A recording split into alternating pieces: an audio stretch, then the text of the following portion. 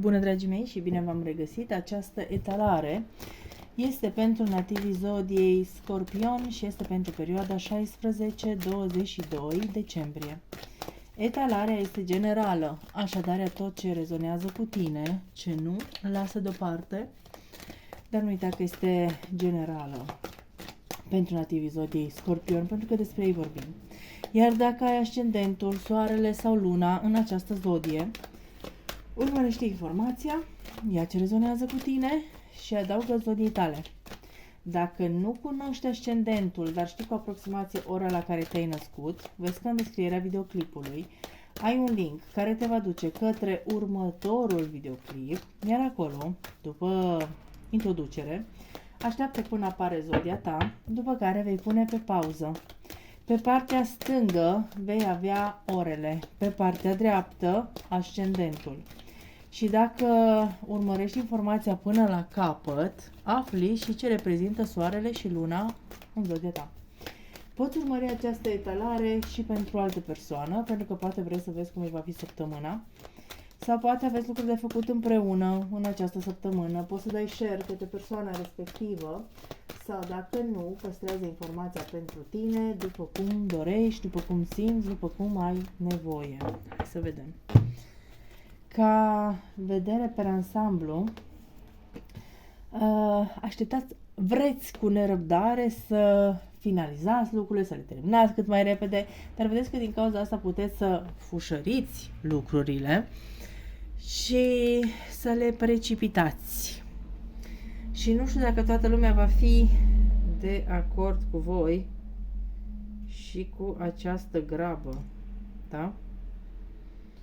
Avantajul de a preveni, de a ști, sau Cartea Științei spune că este loc de mai bine. Pentru toată lumea este loc de mai bine. Dar contează foarte mult cum te organizezi pentru acest mai bine. Aduce aminte că ești o singură persoană care poate face lucruri organizat. Că dacă ai fi mai multe persoane, ai putea să te împarți, să fii în mai multe locuri odată, dar nu se poate. Și atunci, dacă vrei să faci mai mult, va trebui să te gândești cum îți eliberezi parte din program pentru a putea face. Foarte important. Să ții minte că ai tot ce ai nevoie. Și o să-mi spui, da, dar eu am niște lipsuri acum pentru că nu mă pot împărți și acolo și acolo. Pentru că organizarea ta nu este bună ca să poți face mai mult. Și plus că trebuie să vezi și care sunt limitele. Până unde să te dedici să faci mai mult.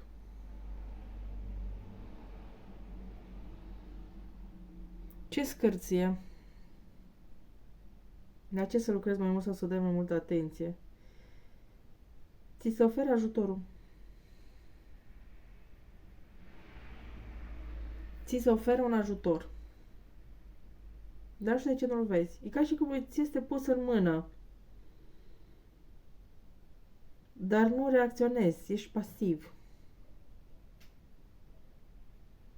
Nu-l înțelegi. Și atunci ar trebui să-ți dai seama că ai nevoie și de odihnă. Și ai nevoie, poate, de o pauză. Ca să poți să-ți revii, să poată să îți revină simțurile. Ce se va întâmpla? Ești în ofensivă.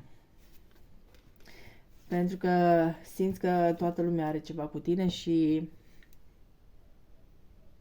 nu poți face față, dar nu exprimi așa că nu poți face față. Ci pur și simplu te te prezinți sau te comporți răutăcios pentru a lua ei decizia de a nu se apropia de tine.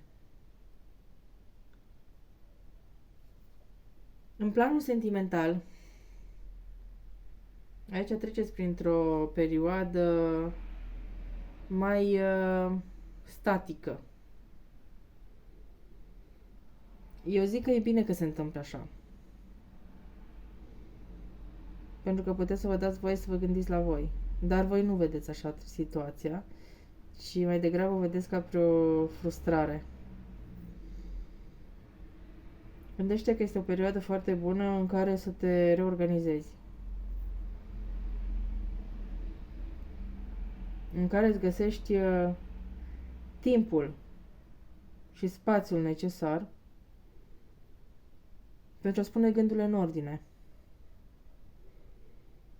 Pentru că atunci când își vor da drumul lucrurile, tu practic ești cu parte din temă făcută. În planul profesional, aici vă descurcați de minune. Totul se leagă foarte, foarte frumos, armonios. Dar cu banii nu stați foarte bine. Poate că așteptările au fost să fie banii din prima. E vorba de așteptări aici. Așa că gândiți-vă la așteptările voastre și la ce anume a creat această situație.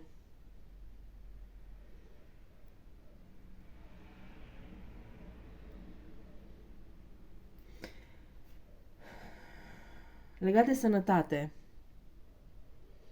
dacă voi nu sunteți bine în interiorul vostru,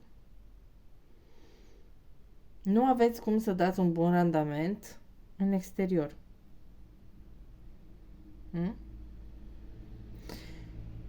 Răspuns la situație este: sunteți prea obosiți, preocupați, poate îndoctrinați, ca să vedeți calea, să puteți să vedeți calea.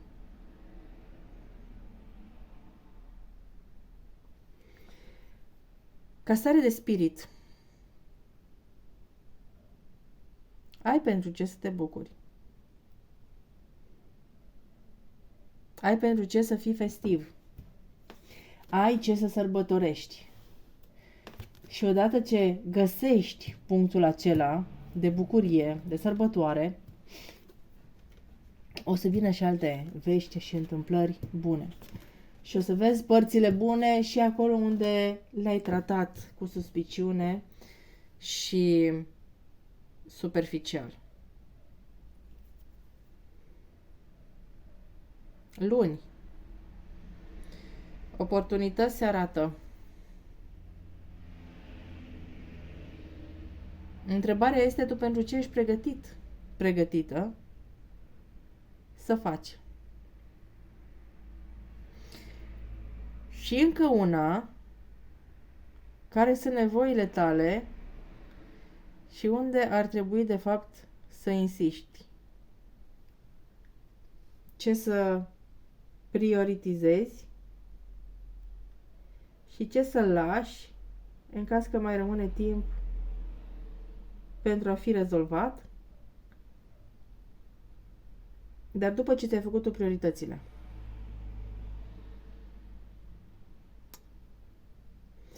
Marți. Teama asta bate o vină. Îți este teamă că ceva din trecut vine și strică planul prezent. Orice ar veni, tu, versiunea ta prezentă, poți face față. Și nu va schimba cu absolut nimic lucrul acesta de care ți este ție frică. Și dacă va veni, și dacă nu va veni.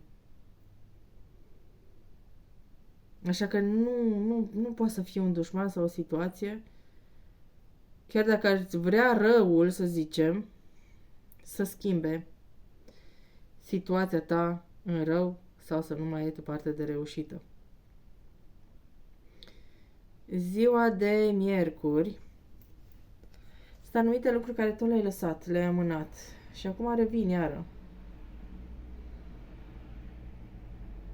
Încearcă să nu mai eviți lucrurile, să nu le mai lași la voia întâmplării, pentru că ele nu se dizolvă de la sine și totul le vei întâmpina.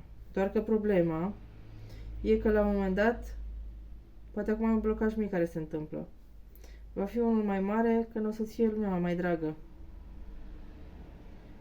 Ziua de joi, un proiect important se încheie și urmează să fii răsplătită pentru asta. Ziua de vineri, sunteți foarte buni la a îndruma pe ceilalți spre ce ar putea să facă. Dar sunteți foarte reci. Aveți avantaje și dezavantaje din punctul ăsta de vedere. Reușiți să ajutați pe ceilalți, dar mai puțin pe voi în momentele de criză.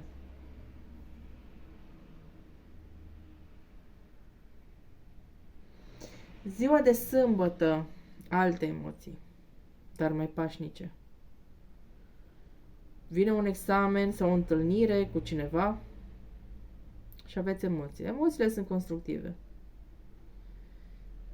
O să treci peste ele în momentul în care vei fi față în față cu situația. Pentru că vei vedea că nu este atât de mare grija pe cât ai crezut-o. Iar duminică, văd că faci o retrospectivă și că apare mulțumire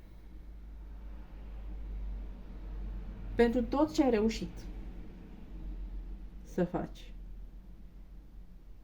Pentru toate rezultatele frumoase obținute până în momentul acesta. Mesaj de la îngeri.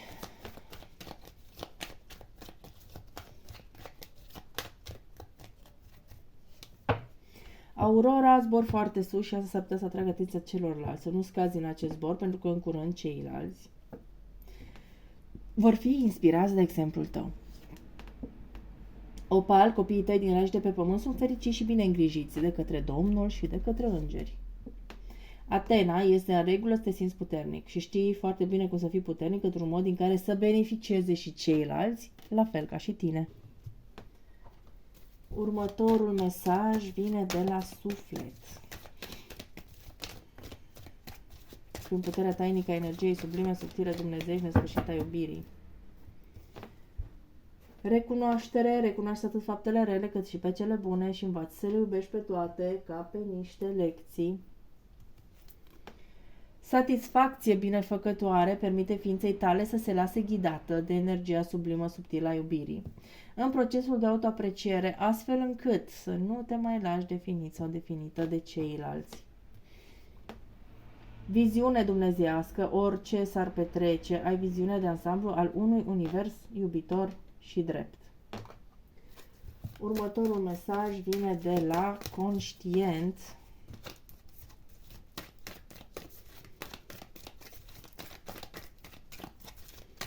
Prin cardurile de terapie. Antrenorul tău și al meu a crescut un curcubeu. E la modă să alerg, mișcarea face bine, dacă nu fug de mine. Oamenii mari uneori se complică, nu o fac din adins, ci o fac din frică. Se complică de fiecare dată. Următorul mesaj este mesajul karmic. Planeta care te guvernează este luna a nutriției, a sentimentului care cauzate de reacții. Reacționezi și la impuls, da? Și casa care te reprezintă este a doua, a răbdării, ce vrei. ce vrei, obține de fapt ceea ce ai nevoie. Semnul care te guvernează este berbecul, puterea ta sălbatică, ce părere ai despre, fă lucrurile în felul tău până la capăt. Timpul.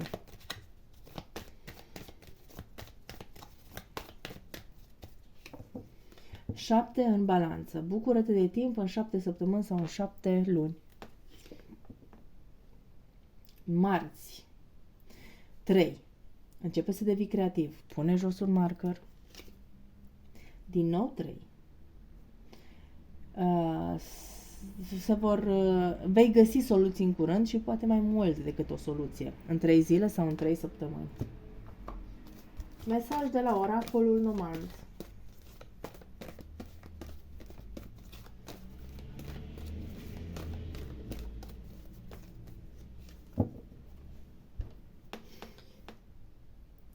Porți dorul unei persoane care nu mai este printre noi. Acum nu pot să-mi dau seama dacă și îți transmite ceva semne acest suflet. Dar întâmplări fericite vin în viața ta, urmează să apară în viața ta și să nu-ți pierzi speranța. Pentru că toate se vor clădi una cu alta. Și ceva de mare importanță urmează să se întâmple. Ceva foarte important, ceva ce ai aștepta, ceva e ca o dorință supremă. Mesajul biblic.